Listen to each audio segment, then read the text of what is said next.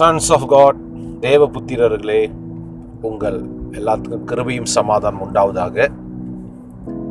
இந்த நாளில் கூட தொடர்ச்சியாக நம்ம இந்த ஆன்லைன் பைபிள் ஸ்டடியில் இணைந்திருக்கிறோம்.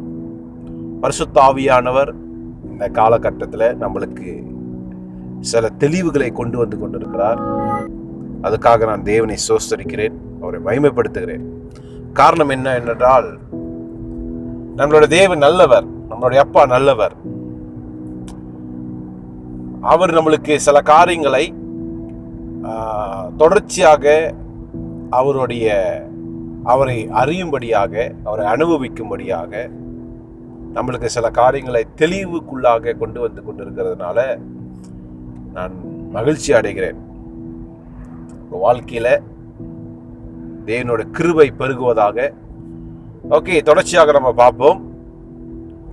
ராஜ்யத்தின் கலாச்சாரம், அதாவது தேவ புத்திரர்களாக இந்த பூமியில வாழுகிற நமக்கு ஒரு கலாச்சாரம் அவசியம்.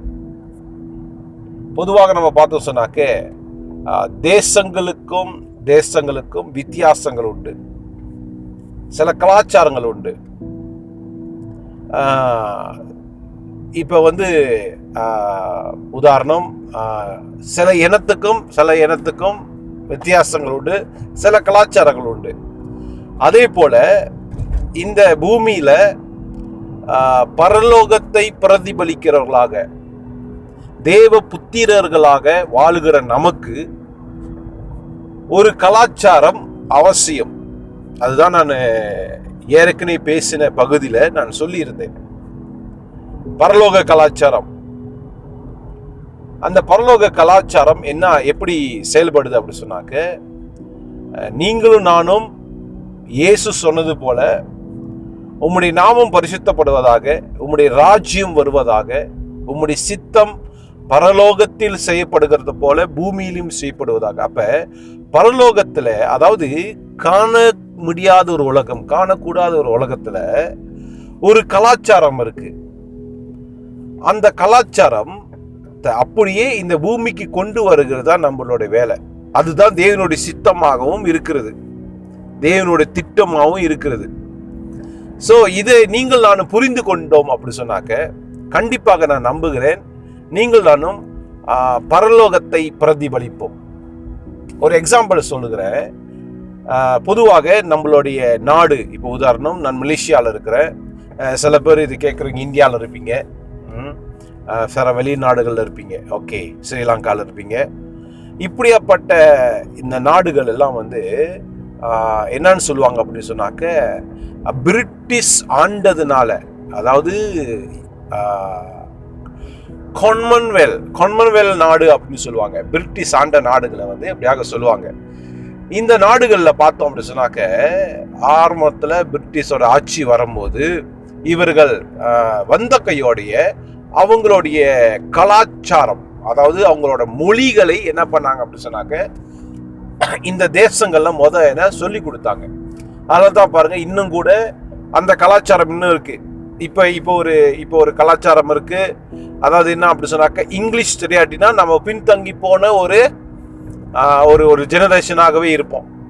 இங்கிலீஷ் நாலேஜ் இல்லாட்டினா சில காரியங்களை அறிந்து கொள்ள, இப்போ நிறைய புத்தகங்கள், நிறைய காரியங்கள் எல்லாமே இங்கிலீஷில் இருக்கு. இப்போ யூடியூப் திறந்தோம்னு சொன்னாக்க நிறைய காரியங்கள் தமிழ்ல பார்க்கறத காட்டிலும் இங்கிலீஷில் நிறைய காரியங்கள் இருக்கு. காரணம் என்னன்னு சொன்னாக்க, அன்னைக்கு பிரிட்டிஷ் அரசாங்கம் முதலாவது அவங்களுடைய கல்ச்சர், அவங்களோட கலாச்சாரமான அந்த மொழியை அவர்கள் என்ன பண்ணாங்க அப்படின்னு சொன்னாக்க, இந்த அவங்க ஆண்ட தேசத்துல சொல்லி கொடுத்தாங்க.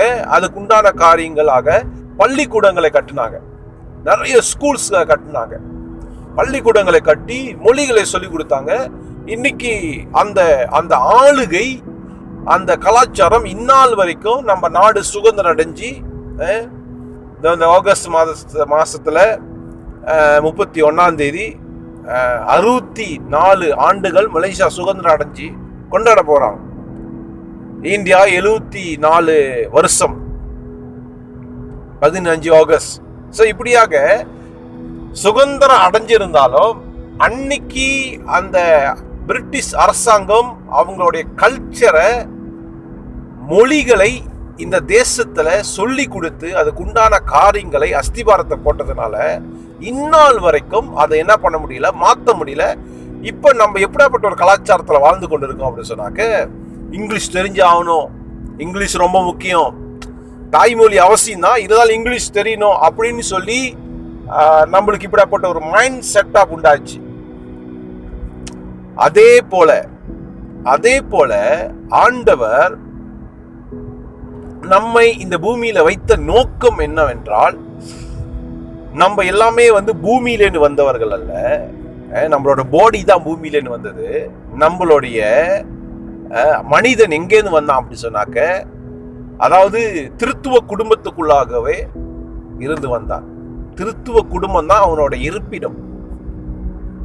எப்படி பிதாவாகிய தெய்வம் எல்லாத்தையும் படைத்துட்டு பிதாக்கரும் பரிசுத்தாவிக்குள்ளாக ஒரு பெரிய டிஸ்கஷன் நடந்தது, ஒரு பெரிய ஒரு பேச்சுவார்த்தை நடந்தது அப்படிதான் சொல்லணும். என்ன அப்படின்னா, நமது சாயலாகும் நமது ரூபத்தின்படியும் மனுஷனை உண்டாக்குவோமாக என்ற ஒரு காரியத்தை டிஸ்கஸ் பண்ணி அவங்க என்ன பண்ணாங்க, மனிதனை அதுக்குள்ளாக படைத்தாங்க, அவங்களுக்குள்ளாகவே படைத்தாங்க. அப்ப மனிதனோட இருப்பிடம் எங்க அப்படின்னா, திருத்துவ தெய்வத்துக்குள்ளாக. அவனோட பாடியை தான் மண்ணிலேருந்து என்ன பண்ணார், எடுத்தார். சோ எடுத்து இந்த பூமியில நம்மளை வைத்து இந்த பூமி என்ன பண்ணுங்க அப்படின்னு சொன்னாக்க, ஆண்டு கொள்ளுங்கள், இதை ரூல் பண்ணுங்க, இதை ஆளுகை செய்யுங்க, நீங்க எதெல்லாம் கட்டளையிடுறீங்களோ அதெல்லாம் நடக்கும் அப்படின்னு ஒரு காரியத்தை நியமித்து மனுஷன் இந்த பூமியில வைத்தார். ஓகே, இதெல்லாம் நம்மளுக்கு தெரிந்த ஒரு காரியம். அப்ப நம்மளுடைய நோக்கம் எதுவா இருக்கணும் அப்படின்னு சொன்னாக்க, பரலோகத்தில் உள்ள அந்த கலாச்சாரம், அதாவது திருத்துவ குடும்பத்துக்குள்ளாக இருந்த அந்த கலாச்சாரத்தை இந்த பூமியில என்ன பண்ணணும்னு சொன்னாக்க பெருக்கணும். அதுக்கு தான் நான் போன பகுதியில ஒரு எக்ஸாம்பிளாக மன்னிப்பை குறித்து உங்க மத்தியில பேசினேன். மன்னிப்பு என்கிற ஒரு காரியம் அது எந்த குடும்பத்தில் உள்ள கலாச்சாரம் அப்படின்னு சொன்னாக்க, திருத்துவ குடும்பத்துக்குள்ளாக இருக்கிற ஒரு கலாச்சாரம். பழி வாங்குதல் அவங்களுடைய கலாச்சாரம் அல்ல. திருத்துவ குடும்பத்துக்குள்ளாக பழி வாங்குதல் ஒரு கலாச்சாரம் அல்ல. அவங்களுக்குள்ளாக இருக்கிற கலாச்சாரம் என்னன்னா, மன்னிப்பு, நேசிப்பது, ஒருவருக்கொருவர் அன்பு செலுத்துவது, ஒருவருக்கொருவர் விட்டு கொடுப்பது, ஒருவருக்கொருவர் புரிந்து கொள்வது. இப்படிப்பட்ட ஒரு கலாச்சாரத்துல தான் திருத்துவ தெய்வம் செயல்பட்டு கொண்டிருக்கு. சோ இந்த பூமியில பிரதிபலிக்கும்படியாக, இந்த பூமியில அப்படி இன்ஃப்ளூயன்ஸ் பண்ணும்படியாக தேவன் நம்மளை வைத்திருக்கிறார். அதனாலதான் உம்முடைய ராஜ்யம் வருவதாக, உம்முடைய சித்தம் பரலோகத்தில் செய்யப்படுவது போல பூமியிலும் செய்யப்படுவதாக. திருத்துவ குடும்பத்துக்குள்ளாக எதெல்லாம் சித்தமாக செய்யப்பட்டு கொண்டிருக்கிறதோ அது எல்லாத்தையும் இந்த பூமியில ஒரு கலாச்சாரமாக கொண்டு வரும்படியாக தேவன் நம்மை இந்த பூமியில வைத்திருக்கிறார். சோ நீங்கள் நானும் பரலோக கலாச்சாரத்தை என்ன பண்ணணும், இங்க பிரதிபலிக்கணும்.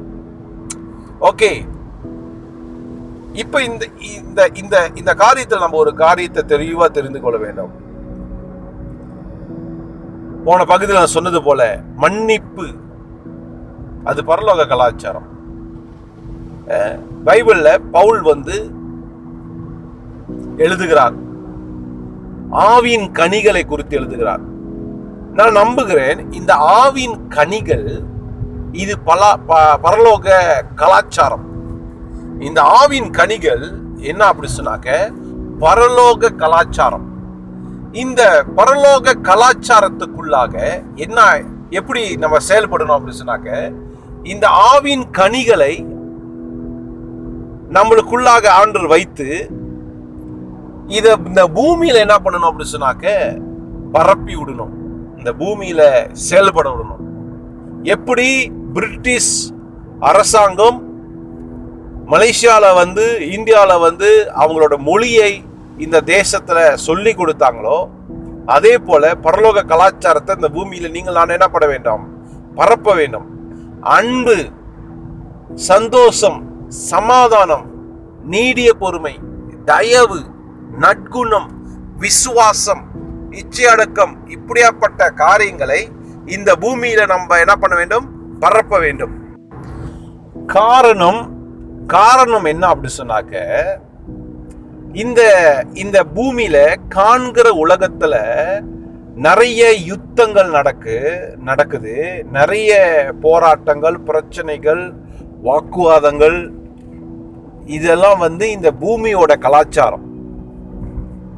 ஏதாவது ஒரு காரியம் அப்படி சொன்னாக்க நிரூபிக்கணும், ஃபைட் பண்ணணும். இதெல்லாம் பூமியோட கலாச்சாரம். ஆனா பரலோக கலாச்சாரத்தை நான் சொன்னது போல ஆவின் கனிகள், அன்பு, சந்தோஷம், சமாதானம், விடப்பட்ட காரியங்கள்ல பரலோக கலாச்சாரம் நிரம்பி இருக்கு. அதை இந்த பூமியில கொண்டு வரணும். சோ காண முடியாத உலகத்துல ஒரு பெரிய ஆயுதம். எப்படி பழைய ஏற்பாட்டில் நம்ம பார்க்கிறோம், தாவீது, மோசே, எலியா, யோசேப்பு, இவங்கெல்லாம் ஜோஷுவா யுத்தங்களுக்காக ஆயுதங்களை பயன்படுத்தினாங்க. யுத்தங்களுக்காக எதை பயன்படுத்தினாங்க? ஆயுதங்களை பயன்படுத்தி என்ன பண்ணாங்க அப்படி சொன்னாக்க ஜெயம் பெற்றார்கள். ஆனா பவுல் இந்த புதிய உடன்படிக்கை சபைக்கு என்ன சொல்றாரு அப்படி சொன்னாக்க, நம்மளுக்கு காண முடியாத உலகத்துல, காணக்கூடாத உலகத்துல நம்மளுக்கு நிறைய போராட்டங்கள் உண்டு, நிறைய பிரச்சனைகள் உண்டு. அந்த போராட்டங்களையும் அந்த பிரச்சனைகளையும் இந்த காண்கிற உலகத்தில் ஆயுதங்கள் மூலியமாக நம்ம ஜெயிக்க முடியாது. நம்ம எப்படி அதை ஜெயிக்க முடியும் சொன்னாக்க, பரலோக கலாச்சாரம் என்கிற இந்த அன்பு என்கிற ஆயுதம், சந்தோஷம் என்கிற இந்த ஆயுதம், நீடிய பொறுமை என்கிற ஆயுதத்தை கொண்டு நீங்கள் நானும் இந்த பூமியில் அப்படியே இன்ஃப்ளூயன்ஸ் பண்ணி விட்டோம் சொன்னாக்க, இந்த பூமியில் அந்த கலாச்சாரத்தை கொண்டு பரப்பி விட்டோம் அப்படின்னு சொன்னாக்க, நம்ம பிசாசுக்கு எதிர்த்து நிற்க முடியும். அவனுடைய தந்திரங்களுக்கு நீங்கள் நானும் ஜாக்கிரதை உள்ளவர்களா இருந்து அதுல வெற்றி பெற முடியும். நான் சொல்கிற காரியத்தை நீங்க நன்றாக அறிய வேண்டும், நன்றாக அண்டர்ஸ்டாண்ட் பண்ணணும்.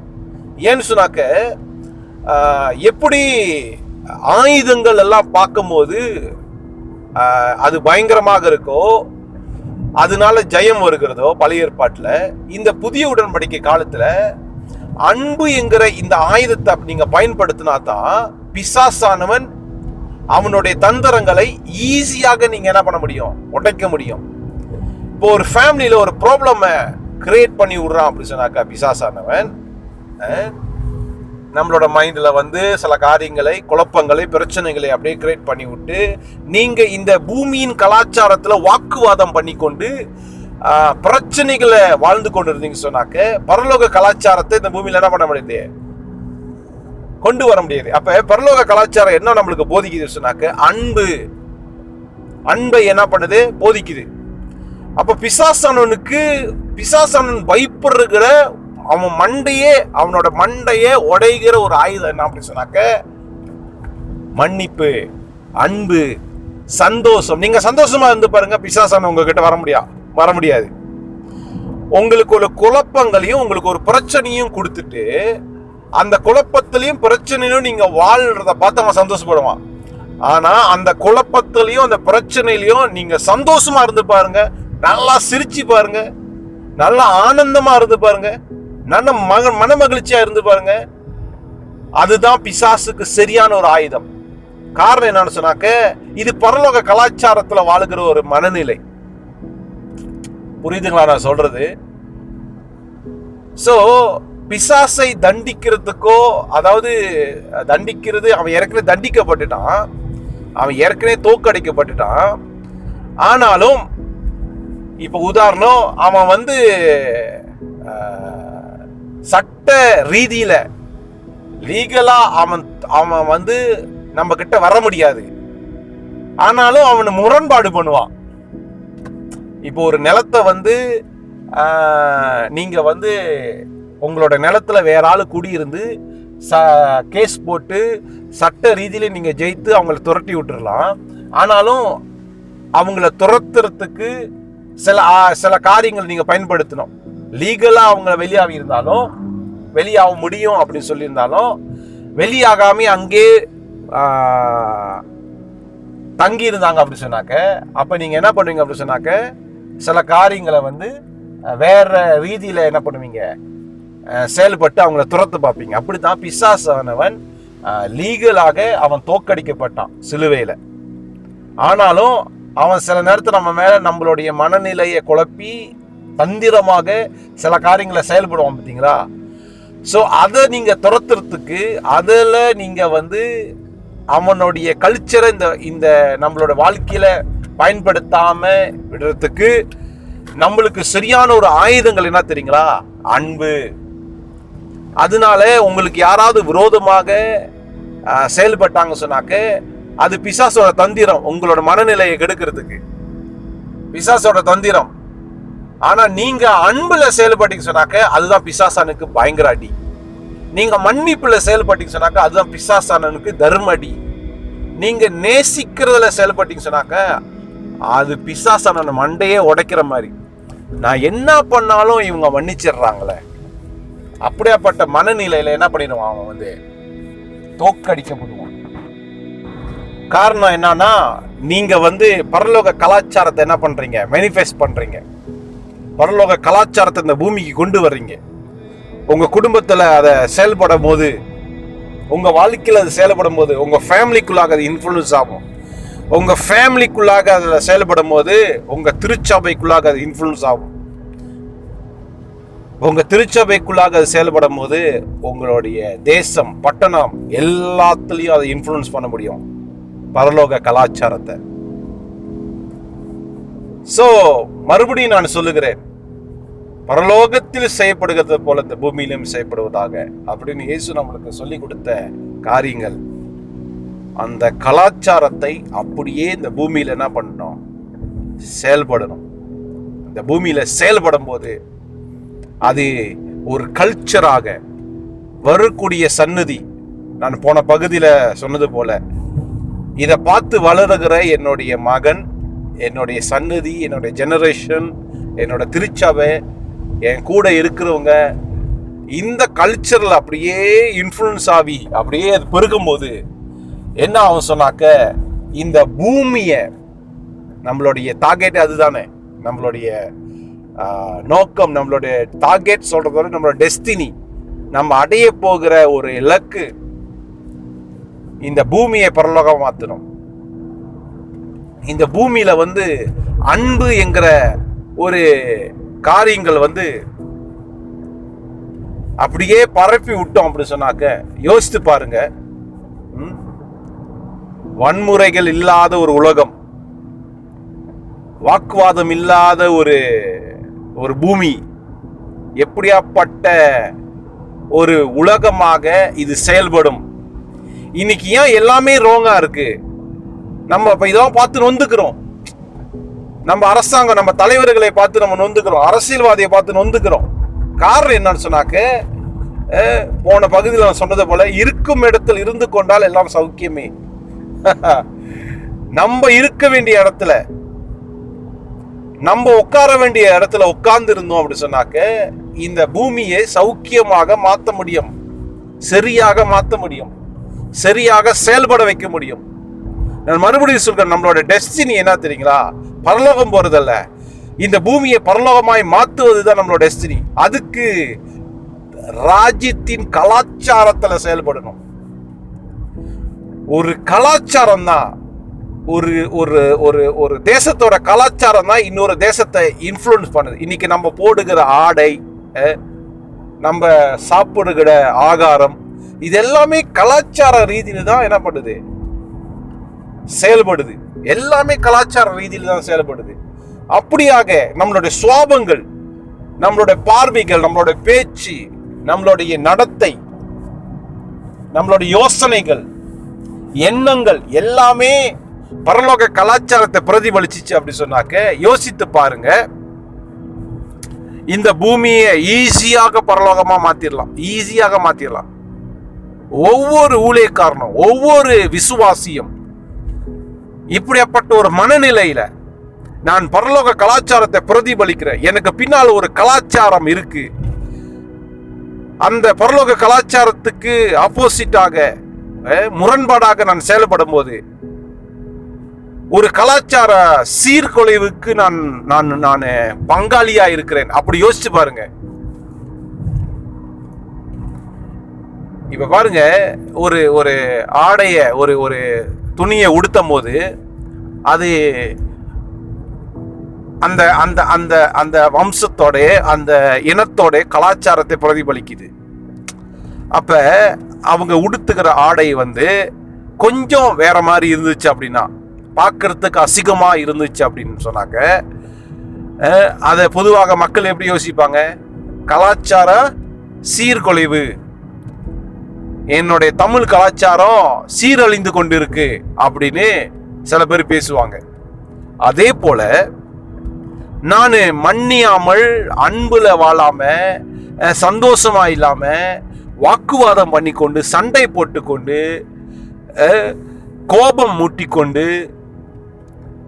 இப்படியாப்பட்ட வாழ்க்கை தரத்தில் நான் வாழ்ந்து கொண்டு இருந்தேன் அப்படி சொன்னாக்க, பரலோக கலாச்சார சீர்குலைவுக்கு யாரு காரணம்னா வேற யாரும் இல்லை. பரலோகத்திலேருந்து ஒரு ஒரு ஒரு அந்த கலாச்சாரத்தை ஒரு அழிவுக்குள்ளாய் கொண்டு வந்து கொண்டிருக்குன்னு சொன்னாக்க, இந்த பூமியில அதுக்கு நானே தான் காரணம். நம்ம யோசிக்கிறோம், நாடு மாறணும், இந்தியா கிறிஸ்டியா மாறணும், மலேசியா கிறிஸ்டியா மாறணும். ஒரு காலமும் மாறாது. தீர்க்க தரிசனமாக சொல்றேன், ஒரு காலமும் மாறாது. காரணம் என்னன்னு சொன்னாக்க, நம்ம அந்த கலாச்சாரத்தை, கிறிஸ்துவ கலாச்சாரத்தை, இயேசு கிறிஸ்துக்குள்ளாக இருந்த அந்த கல்ச்சரை இந்த பூமியில வாழ்கிறோமா, வாழ்ந்து கொண்டிருக்கிறோமா? அந்த கலாச்சாரத்தை பரப்பி கொண்டிருக்கிறோமா? அந்த கலாச்சாரத்தை செயல்படுத்துறோமா, இன்ஃப்ளூயன்ஸ் பண்றோமா? மற்றவங்களை நம்மளை பார்த்து கேட்கிறாங்களா, உங்களால எப்படி இப்படியெல்லாம் யோசிக்க முடியுது, இப்படியெல்லாம் நீங்க பார்க்குறீங்க, ஏன் உங்களுடைய செயல்லாம் இப்படி வித்தியாசமாக இருக்குது, ஏன் அவங்களுக்கு வித்தியாசமா இருக்கு சொன்னாக்க, இது பரலோக கலாச்சாரம். பரலோகத்தை பிரதிபலித்துக் கொண்டு இருக்கிறோம். சோ பரலோக கலாச்சார சீர்குலைவுக்கு நான் காரணமாக என்ன பண்ணக்கூடாது, மாறக்கூடாது. சோ மறுபடியும் நான் சொல்லுகிறேன், இந்த பூமியை பரலோகமா மாத்துறதா நம்மளுடைய டெஸ்டினி. பூமியை பரலோகமா மாத்தணும். இந்த பூமி மாறணும், இந்த மண்ணு மாறணும், நம்மளோட பட்டணங்கள் மாறணும். அதுக்கு கல்ச்சர் தான், கலாச்சாரம், ராஜ்யத்தின் கலாச்சாரத்தை இந்த பூமியில நீங்கள் நானும் இன்ஃப்ளூயன்ஸ் பண்ணிக்கொண்டே இருந்தோம் சொன்னாக்க, நம்ம சொன்னது போலதான் இந்த பூமியே அப்படியே பரலோகமா மாறிடும். வேற லெவல்ல நீங்கள் நானும் செயல்படும். தேசங்கள் மாறணும், பட்டணங்கள் மாறணும், நம்மளுக்கு இருக்கிற ஆசை நல்லது, அது தவறு இல்லை. ஆனா அதுக்குள்ளாக நுழைந்து இந்த ஒரு தேசம் எப்படி இயங்கி கொண்டிருக்கு அப்படி சொன்னாக்க, 7 மவுண்டன் அப்படி சொல்லுவாங்க. 7 mountain: politic, media, arts and entertainment, religion, family, education. இப்படியாப்பட்ட காரியங்கள்ல ஒரு தேசம் என்ன பண்ணி கொண்டிருக்கு. இதுக்குள்ளாக நம்மளுடைய இந்த பரலோக கலாச்சாரம், ஃபேமிலிக்குள்ளாக, ரிலிஜனுக்குள்ளாக, எஜுகேஷனுக்குள்ளாக, மீடியாக்குள்ளாக இந்த பரலோக கலாச்சாரத்தை அப்படியே திணித்து கொண்டே இருந்தோம் அப்படின்னு சொன்னாங்க. இந்த பரலோக கலாச்சாரத்தை அப்படியே கொண்டு வந்து கொண்டே இருந்தோம்னு சொன்னாங்க. யோசனை பண்ணி பாருங்க. ஒரே ஒரு எக்ஸாம்பிள் மீடியாவை எடுத்துக்கொள்வோமே. மீடியா ஒரு தேசங்களுக்கு ரொம்ப முக்கியமான ஒரு காரியம். ஒரு அரசியல்வாதியை நல்லவனா காமிக்கிறது மீடியா, கெட்டவனாவும் காமிக்கிறது மீடியா. அந்த மீடியாக்குள்ளாக பரலோக கலாச்சாரத்தை உள்ளுக்கு திணிச்சோம் அப்படி சொன்னாக்க, இப்படியாப்பட்ட காரியங்கள் அப்படியே இன்ஃப்ளூயன்ஸ் பண்ணி கொண்டு இருந்தோம் சொன்னாக்க, தேசமே அறிந்து கொள்ளும் பரலோக கலாச்சாரம்னா என்னன்னு. இன்னைக்கு ஏன் சினிமா மோசமா இருக்கு? சினிமாவை குறித்து கிறிஸ்து உலகத்துக்கு ஒரு தவறான ஒரு பிக்சர். காரணம் என்னன்னா, சினிமானாலே விபச்சாரம், சினிமானாலே தவறு, சினிமாவில் உள்ளவெல்லாம் நரகத்துக்கு தான் போவான். இப்படிப்பட்ட ஒரு மனநிலையிலே இருந்து எந்த மாற்றங்களும் கொண்டு வராம நம்மளும் மாறாம அப்படியே வாழ்ந்துட்டோம். இல்ல இல்ல இல்ல இல்ல பரலோக கலாச்சாரத்தை சினிமாக்குள்ளாக திணிச்சு வச்சுக்கோங்களேன், எடுக்கிற சினிமா படங்கள் எல்லாமே மாறும். இன்னைக்கு வன்முறையை காமிக்கிறாங்க, சினிமால சண்டையை காமிக்கிறாங்க, வாக்குவாதத்தையும் பொறாமையும் பழி வாங்குதலையும் சினிமால காமிக்கிறாங்க. காரணம் என்ன அப்படி சொன்னாக்க, சினிமால இப்ப இருக்கிற கலாச்சாரம் என்னன்னா, இந்த காண்கிற உலகத்துல இருக்கிற வைராக்கியங்கள், பிசாசோட அந்த கலாச்சாரத்தை காமித்து கொண்டு இருக்கிறாங்க. இதுவே நீங்கள் நானும் பரலோக கலாச்சாரத்தை அதுக்குள்ளாக திணிச்சோம் அப்படின்னு சொன்னாங்க, நம்ம திருச்சபையில் இருக்க வாலிபர் பிள்ளைகளுக்குள்ளாக இப்படியாப்பட்ட காரியத்தை என்கரேஜ் பண்ணி அவங்கள அதுக்குள்ளாக நுழைய விட்டு அங்க இருக்கிற கலாச்சாரத்தை மாத்தணும் அப்படின்னு சொன்னாக்க, யோசனை பண்ணி பாருங்க எப்படியாப்பட்ட சினிமா படங்கள் வரும். நம்மளுக்கு பயம், நம்ம ஆளு அங்க போனானா மாறிடுவான், நம்ம ஆளு நம்ம சேர்ச்சுள்ள யூத் அங்க போனானா என்ன பண்ணிடுவான், மாறிடுவான் சொல்லி நம்மளுக்கு ஒரு பெரிய பயம். நம்ம வாலிப பையன் அங்க போயிட்டான் அப்படி சொன்னாக்க மாறிடுவான். காரணம் என்னன்னு சொன்னாக்க, அவனுக்குள்ளாக ஒரு கலாச்சாரத்தை நம்ம என்ன பண்ணல, அமைத்து அவனை உள்ளுக்கு விடல. நம்மளும் அந்த கலாச்சாரத்துல வாழல, அதனால நம்மளுக்கு ஒரு பயம். ஒரே ஒரு இயேசு வந்து 12 பேத்துக்குள்ளாக அந்த கலாச்சாரத்தை இன்ஃப்ளூயன்ஸ் பண்ணி, அந்த 12 பேர் 120 பேத்து மேல இன்ஃப்ளூயன்ஸ் பண்ணி, அந்த 120 3000 இன்ஃப்ளூயன்ஸ் ஆகி, அந்த 3000 5000 மாறி இன்னைக்கு உலகம் முழுவதும் அவரோட நாமத்தை உயர்த்தி கொண்டு இருக்கிறாங்க. காரணம் என்னன்னு சொன்னாக்க, அந்த பரலோக கலாச்சாரம் பரவி கொண்டு இருக்கு. ஆனா நம்மளோட மனநிலையில எப்படியாக இருக்குன்னு சொன்னாக்க, அழிவை குறித்து யோசிக்கிறோம், வன்மையை குறித்து யோசிக்கிறோம், கொரோனாவை குறித்து யோசிக்கிறோம். இந்த கலாச்சாரம், இந்த பரலோக கலாச்சாரம் அப்படியே இன்ஃப்ளூயன்ஸ் ஆகிக்கொண்டு போயிட்டு இருக்கிறது நம்மளால அது என்ன பண்ண முடியல, பார்க்க முடியல. ஸோ நான் மறுபடியும் சொல்லுகிறேன், நம்மளுடைய நோக்கம் பரலோகம் போறதல்ல, பரலோகத்தை இந்த பூமிக்குள்ளாக எல்லா ஏரியாக்குள்ளாகவும் கலாச்சார ரீதியில கொண்டு போயிட்டு அதை மாற்றி அமைக்க வேண்டும், அதை மாற்றி அமைக்க வேண்டும். அதுக்காகத்தான் தேவன் நம்ம இந்த பூமியில வைத்திருக்கிறார்.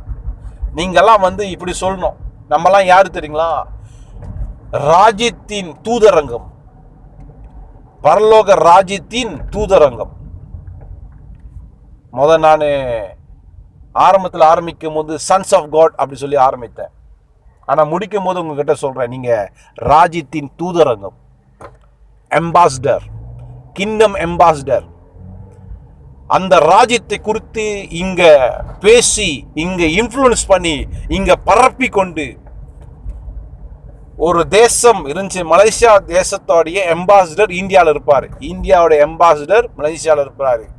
காரணம் என்ன, இங்க இருக்கிற பிசினஸ் காரியமா இருக்கட்டும், பொலிட்டிக் காரியமா இருக்கட்டும், அங்க அந்த காரியத்தை என்ன பண்றது, சொல்றது, அங்க உள்ளவங்க இங்க சொல்றது, இப்படி ஒரு ஒரு ஒரு ஒரு ஒரு ஐக்கியம் இருந்து கொண்டிருக்கு தேசங்களுக்கும். அதே போல காணக்கூடாத உலகத்திலையும் காண முடிந்த இந்த உலகத்திற்கும் நீங்கள் நானும் தான் எப்படியாக இருக்கிறோம், அம்பாசிடராக இருக்கிறோம், ராஜ்யத்தின் அம்பாசிடர்.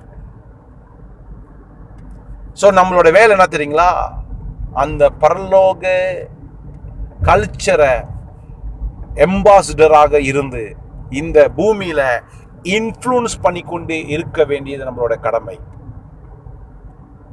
அதுதான் நம்மளுடைய டெஸ்டினி. இன்ஃப்ளூயன்ஸ் பண்ணி பேசி பேசி பேசி பேசி அதுக்குள்ளாக செயல்பட்டு எல்லா நம்ம கூட இருக்கிறவங்களுடைய மென்டாலிட்டியெல்லாம் மாற்றி இந்த பூமியை அப்படியே பரலோகமாய் மாற்றி, உம்முடைய ராஜ்யம் வருவதாக சொல்லப்பட்டபடி அவரோட ராஜ்யத்தை முழுமையாக அவரோட ராஜ்யத்தை இந்த பூமிக்குள்ளாக கொண்டு வந்து, அவரோட சித்தம் எல்லாம், அவரோட விருப்பம் எல்லாம் எந்த தடையும் இல்லாம, எந்த ஒரு காரியமே இல்லாம அவரோட சித்தங்கள் இந்த பூமியில நிறைவேறி நடந்து கொண்டு இருந்துச்சு அப்படி சொன்னாக்க, யோசிச்சு பாருங்க. கொஞ்சம் கற்பனை பண்ணி பாருங்க, உங்க மைண்டு கொஞ்சம் வேலை கொடுத்து பாருங்க. எப்படியாப்பட்ட ஒரு பூமியில நீங்கள் நான் வாழ்வோம். வாவ், சொல்ல வார்த்தையே இல்லை, சொல்ல வார்த்தையே இல்லை. வியாதி இல்லாத ஒரு உலகத்தை பார்க்க முடியுமா? உங்க மனதில் பாருங்க. ஆக்சிடென்ட் இல்லாத ஒரு தேசத்தை பார்க்க முடியுமா? உங்க மனதில் பாருங்க. பிரச்சனை இல்லாத, ஆவின் கனிகளை மட்டும் செயல்படுகிற ஒரு குடும்பத்தை நீங்க பார்க்க முடியுமா? உங்க மனதில் பாருங்க. உங்க வாழ்க்கையில் அதை கொண்டு வாங்க. அந்த கல்ச்சரை அந்த குடும்பத்துக்குள்ளாக அது இன்ஃப்ளூன்ஸ் ஆகும். அது தேசத்தை பிடிக்கும், அது இந்த உலகத்தை பிடிக்கும். நான் இதை நம்புகிறேன். நான் இதுக்காகத்தான் பிரயாசப்படுகிறேன், இதுக்காகத்தான் நான் ஓடிக்கொண்டு இருக்கிறேன். இந்த பூமியை பரலோகம் மாற்றணும். என்னுடைய டெஸ்டினி வெறும் சேர்ச்சு கிடையாது, என்னோட எல்லை சபை கிடையாது. என்னோட எல்லை இந்த பூமி. இந்த பூமியை மாற்றணும். இதோ சகலத்தையும் புதிதாக்குகிறேன்னு சொன்னவர் உங்கள் மூலியமாக, என் மூலியமாக எல்லாத்தையும் புதிதாக்கி கொண்டிருக்கிறார். அதை விசுவாசிங்க. பரிசுத்த ஆவியானவர் நம்மளுக்குள்ளாக அந்த கிரியைகளை செய்வாராக. ராஜ்யத்தை பரப்புவோம், ராஜ்யத்தின் கலாச்சாரத்தை பேசுவோம், ராஜ்யத்தின் கலாச்சாரத்தை இன்ஃப்ளூயன்ஸ் பண்ணுவோம். பிதாவே இயேசுவின் நாமத்தினாலே எங்களுக்கு அளிக்கப்பட்ட தேவ கிருபையின்படி இதை கேட்டவர்கள் ஒவ்வொரு மேலும் தெய்வீக அந்த ஆளுகை நான் பேசுகிறேன். பரிசுத்த ஆவியானவர் இந்த வார்த்தையை அவர்களுக்காக கிரியைகளாய் நடப்பித்து வெளிச்சங்கள் உதிப்பதாக, அவர்கள் வாழ்க்கையில கேட்கிறவர்கள் ஒவ்வொரு வாழ்க்கையில வெளிச்சங்கள் உதிப்பதாக இயேசுவின் நாமத்தினாலே கட்டளையிடுகிறேன். Jesus name. Thank you. God bless you. தொடர்ந்து வருகிற சேனல்ல வீடியோல நம்ம சந்திப்போம். கர்த்தர் உங்களை ஆசீர்வதிப்பாராக. தேங்க்யூ. God bless you.